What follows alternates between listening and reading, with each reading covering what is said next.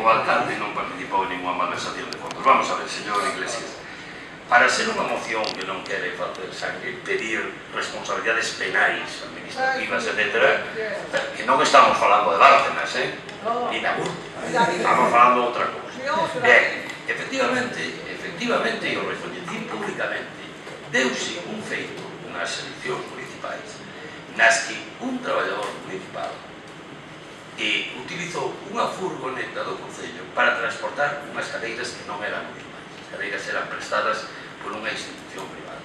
E é un feito, evidentemente, condenable. Que pretenda vostede, señor Soliño, involucrar o alcalde no tema, pois non. Como tamén dixo que non podía estar dando un mitin en Cangas, ou sea, Moaña, porque cobraba do Concello de Cangas. Señor Soliño, a veces ten cada ocurrencia. Eu sei que está facendo vostede méritos para intentar ir ás eleccións e colocarse, pero creo que non é o que sei. Eu, de todas formas, podía contar a vostede que personal municipal acarrexaba votantes en Aldán para votar polo PP. Non. O acarrexe de votos está prohibido en horario laboral e fora do horario laboral. E hai xente do Partido Popular condenada por ese motivo. Pero ben, vamos aos feitos, señor Soliño. Non se me poña nervioso, que non estamos falando de Bárcenas. Se falou coa señora secretaria para abrir un expediente informativo.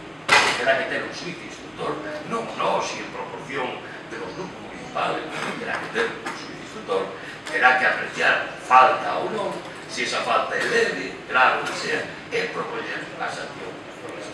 Eu dixe públicamente que o que me parecía máis lógico era facer o cálculo do diñeiro que costa a furgoneta e o salario dos dous traballadores, etc., durante unha hora, que é o que pregunta é resartir ese diñeiro ao Concello por parte da persoa que teña a responsabilidade de ter o radicado.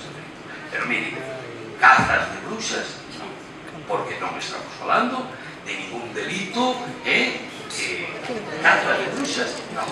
E o alcalde é o primeiro en condenar que se utilice medios deste tipo para ese tipo de actos.